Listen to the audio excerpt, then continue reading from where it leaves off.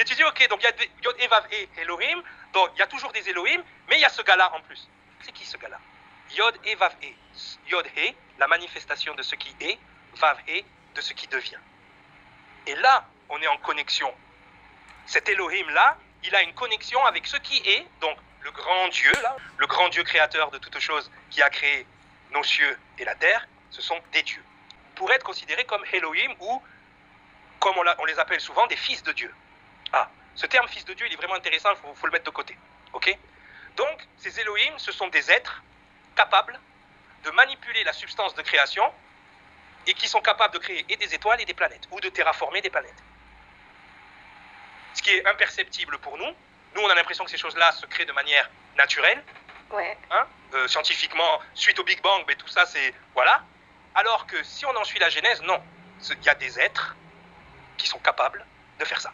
Donc, dans Genèse 2, dans le 2e chapitre de la Bible, il y a quelque chose qui apparaît. Quelque chose qui n'apparaissait pas dans Genèse 1. Alors, je fais un petit rappel de Genèse 1. Pendant Genèse 1, les Elohim, maintenant on va dire le terme, les dieux, les Elohim, ont créé la terre, la végétation, les animaux, et au 6e jour, ils ont créé l'homme et la femme. Au 7e jour, Dieu s'est reposé. Ok? Donc, les dieux se sont reposés. Ok? Parce que là, vous suivez? Ouais. Dans Genèse 2, il y a quelque chose qui apparaît, mais de manière immédiate. On n'est plus sur le terme Elohim, d'accord? Mais on est sur le terme Yod He Vav He. Alors certains disent Yahvé, d'autres Jéhovah, d'autres... Moi je dis Yod He Vav He, parce que chaque lettre compte. Yod He Vav He Elohim. Et Yod He Vav He Elohim, qu'est-ce qu'il fait? Donc après le 7e jour, hein, il crée Adam et Ève. Et tu dis, ok, donc il y a Yod He Vav He Elohim, donc il y a toujours des Elohim, mais il y a ce gars-là en plus. C'est qui ce gars-là? Yod He Vav He. Yod He, la manifestation de ce qui est, Vav He, de ce qui devient. Et là, on est en connexion. Cet Elohim-là, il a une connexion avec ce qui est, donc le grand Dieu, là, tu vois, la grande émanation de la substance divine, là, tu vois. Vav He, il est aussi en contrôle de ce qui est en train de devenir. Et lui, il a créé Adam et Ève. Il a créé la lignée adamique. Les pré-adamiques sont les créations des Elohim de Genèse 1.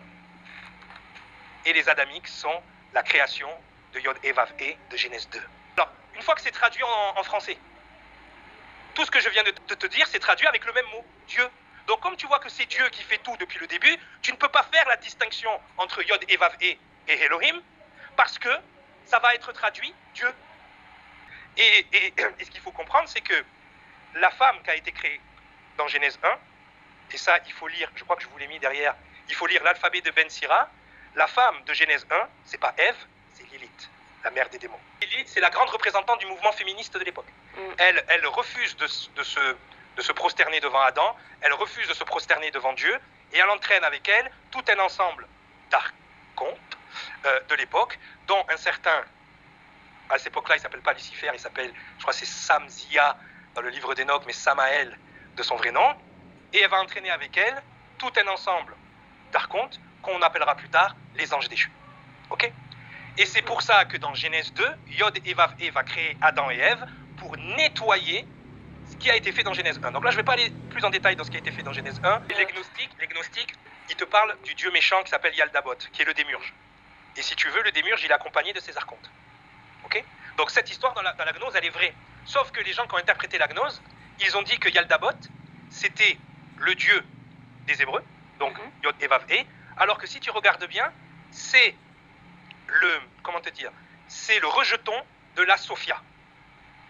À cette époque, pour pouvoir créer, on rentre dans les détails, il fallait l'énergie du Père et du Fils, et il fallait surtout l'accord de l'énergie féminin infinie, qu'on appelle la Sophia. Et la Sophia, c'est elle qui a permis de créer les étoiles et la Terre de Genèse 1. Effectivement, Genèse 1, en fait, pour vraiment, là je vous ai fait un petit détail pour vraiment bien comprendre, et c'est là qu'on va faire aussi le rapprochement avec les Anunnaki, qui est hyper passionnant. Du coup, ça m'a redonné passion aux Anunnaki. On a le lien réel, direct, de qui et quoi étaient les Anunnaki, et que leur histoire est juste et vraie, hein, dans le sens où ils ont modifié l'hominidé de la Terre pour certaines choses, comme l'ont fait tous les Elohim avant, parce qu'il y en a eu plusieurs qui ont modifié l'hominidé de la Terre pour arriver ensuite à une aberration telle que Yod He Vav He a dû créer sa propre lignée. Mais là, il faut vraiment comprendre, et pour comprendre, il faut absolument que vous lisiez l'alphabet de Ben Sira et le livre d'Enoch. Le livre d'Enoch a été retiré par les Hébreux du canon, alors que les Éthiopiens l'ont gardé dans la Bible éthiopienne. Ok? Parce que ça explique l'histoire des Elohim au départ, qui vont devenir les anges déchus. Donc, ce qu'il faut voir, c'est que Yod et Vav et, souvent, on va le traduire par Seigneur. Que ce soit en français ou que ce soit en hébreu. Adonai, Seigneur. Donc, il est présenté comme un Seigneur. Donc, un Seigneur, qu'est-ce que ça fait un Seigneur? En tant que Seigneur, Yod et Vav et règne sur une seigneurie où il sème et il récolte. Dans la Bible, il y a énormément de paraboles avec le blé, la semence et les récoltes. C'est constamment ça la Bible. Ok? Mais c'est normal puisque celui qui a semé, il guide l'humanité en tant qu'administrateur de la création terrestre. Donc, c'est notre Seigneur parce que c'est celui qui nous a créés. Il nous a génétiquement modifiés à son image. Qu'est-ce qui fait l'image d'un humain?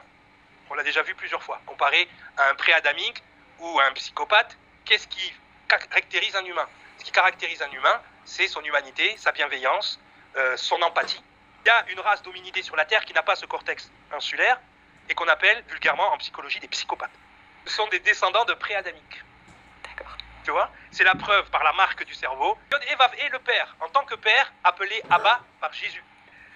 Le côté Seigneur et le côté géniteur fait que, en fait, le Dieu de la Bible n'est pas le Dieu de l'univers, il est le Dieu de notre lignée. C'est un géniteur. C'est lui qui a mis son essence. Le Dieu Yod et Vav et n'est pas encore le grand Dieu de l'univers. Je dis encore à ce moment-là, parce que c'est ce qu'il va devenir. Mais tout ça, c'était pour dire, voilà, le Dieu de la Bible, c'est un Dieu généticien, un Seigneur qui a semé dans sa seigneurie, qui a semé dans sa terre promise et qui a récolté le fruit de l'évolution spirituelle et génétique de ses enfants. Les Elohim de Genèse 1, une force corrompue. Donc les Elohim de Genèse 1 sont associés aux anges déchus, guidés par Azazel, Lucifer ou le diable, il a plusieurs noms. Lilith, la mère des démons, serait liée à la lignée pré-adamique composée de démons. Ce qu'on appelle les démons dans un premier temps, ce sont les esprits ou les êtres qui sont venus de ce moment-là. Donc, dans le livre Genèse 6 et le livre d'Enoch, dans Genèse 6 commence par mentionner les fils de Dieu qui prennent pour épouses des filles humaines, engendrant les Néphilim, les géants redoutables. Ce passage est souvent interprété comme une indication de la corruption croissante de l'humanité par des entités spirituelles. Donc, dans Genèse 6, on nous parle de ça. Dans le livre d'Enoch, il faut lire le chapitre de 6 à 10. Cette corruption est attribuée aux veilleurs, des anges déchus, dirigés par des figures comme, voilà, c'est le nom que je cherchais, Shemiyazar.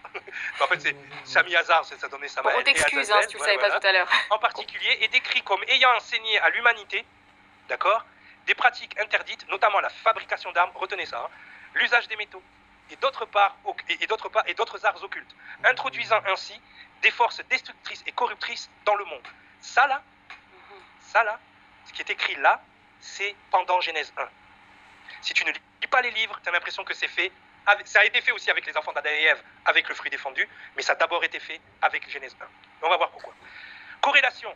Le passage de Genèse 6 peut être vu comme une version condensée de l'histoire développée dans le livre d'Enoch, où les anges déchus, en particulier Azazel, introduisent des savoirs destructeurs qui mènent une corruption majeure de l'humanité. Ces connaissances, bien que puissantes, sont clairement présentées comme un fléau plutôt qu'un don, amenant la chute morale et spirituelle de l'humanité. Donc comme je t'ai dit, ce truc-là peut être associé à Genèse 1, mais peut être associé aussi à toute la période après que Adam et Ève aient été corrompus. Et donc ceux qui voient Enoch à ce moment-là, ils voient des êtres célestes venant du ciel et amener ces choses-là aux humains. Et c'est Enki qui, en fait, quand il a partagé du savoir, il a partagé la connaissance aussi de la guerre? Oui, des armes. D'accord. Eh oui, c'est marqué. Et d'ailleurs, Enlil et Enki se parlent à ce moment-là, et Enlil lui dit, quand le Très-Haut va savoir ce qu'on a fait, on va en manger une. Quand le Créateur de toutes choses va savoir ce qu'on a fait, on va en manger une. Et tu sais, c'est quoi on va en manger une? C'est cette belle photo de l'archange Michael que tu vois avec un serpent sous le pied. C'est le moment où ils en ont mangé une. L'archange Raphaël a attrapé Azazel, donc Azazel qui est Enki en fait, si tu fais le rapprochement. Donc le dieu Enki dans la mythologie sumérienne, Enki dans la mythologie sumérienne est une divinité associée à la sagesse des arts magiques, mais il est aussi décrit comme un dieu qui a transmis des connaissances aux humains, y compris des techniques liées à la forge, à la métallurgie et à la guerre. Cette transmission de savoir, loin d'être purement bienveillante, peut être vue comme une manipulation des humains, les plongeant dans un conflit et de dépendance aux technologies que les dieux supervisaient. Enki, tout comme Azazel, peut être vu comme un être qui, introduisant des savoirs interdits destructeurs, a contribué à la corruption et à l'affaiblissement des structures sociales humaines plutôt que de les aider. La figure d'Enki peut être comparée à Azazel dans le livre d'Enoch. Ça vient de ChatGPT. Les Anunnaki sont des anges déchus. C'est pas les seuls. T'as Enki et Enlil, et en fait, le fils d'Enki, enfin, il a 2 fils. Enki, c'est Thoth et Amon-Ra. Ouais, toi, attention. Quand tu fais un peu d'angéologie, tu te rends compte que dans la création de Yod et Vav E, il a récupéré les anges, ou les archanges, ou les Elohim, ou les Anunnaki, qui, eux, ont suivi le plan, on va dire, christologique. Par exemple, les séraphins sont des sarafs. Les sarafs, c'est des serpents qui crachent le feu. Anunnaki.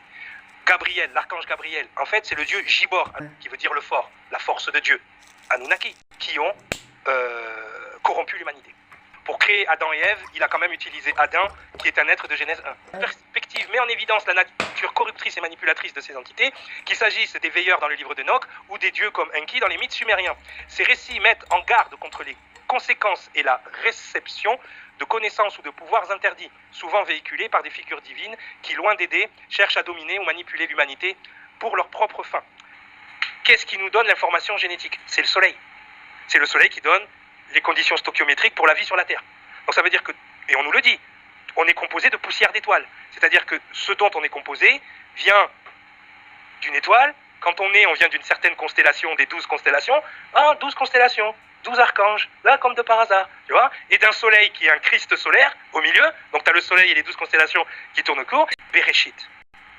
Bereshit, c'est Bet, Aleph, Resh, Aleph, Shin, Tav. Ok? Beit, la première lettre, Beit, ça veut dire la maison. Donc déjà, ça t'indique d'où on parle. On t'en parle d'ici. Quand tu rajoutes Be et Resh, ça fait Bar. Bar, ça veut dire le fils. Le Aleph derrière, donc Bar Aleph, ça veut dire le fils du tout haut, du premier. Bar Aleph, le fils du premier. D'accord? Ensuite, ça te dit Shin. Donc Shin, c'est quoi? Shin, c'est la destruction, c'est la descente sur Terre. La lettre Shin, en fait, elle marche pour plein de trucs.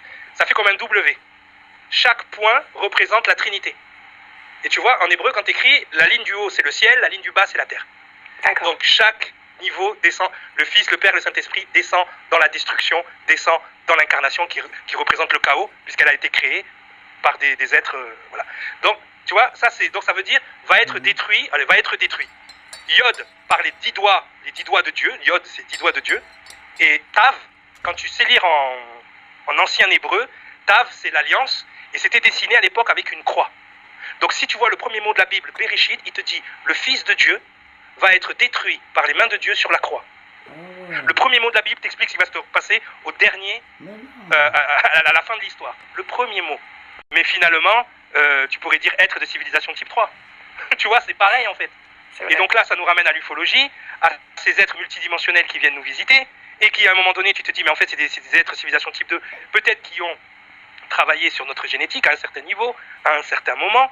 Peut-être que c'est toujours le cas. Les gens qui sont abductés, peut-être que c'est toujours le cas. Parce que du coup, quand tu réfléchis en termes d'être de civilisation type 2, type 3, ben, tu n'es plus dans le côté religieux, la adoration. Tu vois, la christologie, ce que j'enchaîne dans la christologie, c'est que les gens qui nous ont créés, ils nous ont mis un code. Ils nous ont mis un code, et dans ce code, il y a nos talents. Tu sais, dans la Bible, on parle toujours, tu seras récompensé en fonction de tes talents, et il y a tes valeurs dans ce code. Et chaque fois que tu réponds à ce code et à cette valeur, tu es sur ce qu'on appelle ton chemin. Et quand tu es dans ton chemin, tu te sens bien. À chaque fois que tu sors de ce chemin, tu te sens mal. Tu te sens pas bien. La vie, c'est de la merde. Tu vois? Eh bien, c'est ni plus ni moins que ce que tu disais Jésus. Suis le chemin, suis la vérité, au lieu de suivre l'autre plan. L'autre plan, il te sert à quoi? L'autre plan, il fait quoi? C'est ce que tu appelles la matrice, en fait. La matrice, elle t'amène à sortir de ce que tu es. Tu vois? Yod E, ça veut dire ce que je suis. Vav E, ce que je deviens. Mais tu es Yod E, Vav E. Tu as la marque de Yod E, Vav E. En ce moment, tu es. Et chaque acte que tu vas faire dans le plan va te faire devenir plus grand. Tu vois? Va te faire devenir la meilleure version de toi. Donc ce code Yod E, Vav E, il est encodé dans ta génétique. Il y en a même qui ont compté le nombre de sulfures. Alors, ça, je ne peux pas vous donner la garantie de ce truc-là. Mais quand tu comptes le nombre de barrettes de sulfure dans l'ADN, ça fait 10 barrettes, 6 barrettes, 5 barrettes, 6 barrettes. Et quand tu prends la guématrie de ça, ça fait Yod E, Vav E. En hébreu. Donc, en fait, ça, je ne peux pas te garantir que c'est vrai, mais je trouve ça joli. Mais en tout cas, le code de la vie, il a été encodé en toi, et c'est un code de bienveillance et d'évolution. Tu vois? Alors que l'autre code, c'est un code de mal-être et de destruction. Tu vois? C'est le code du chaos. Donc, quand tu es dans ce code du chaos, et c'est pour ça qu'ils nous ont donné des armes, c'est pour ça qu'ils nous ont appris à nous battre, Hein. Et contrairement à ce qu'on nous raconte, c'est pas pour se défendre du Dieu méchant. Non, c'était parce qu'il voulait nous manipuler et nous utiliser. Donc en fait, ce qu'il faut comprendre, c'est que ce code-là, on a tous notre patrimoine génétique. Et ce patrimoine génétique, il te dit, si tu fais ça, tu vas être bien. Si tu fais ça, tu vas pas être bien. Et c'est la vie qu'on vit tous les jours.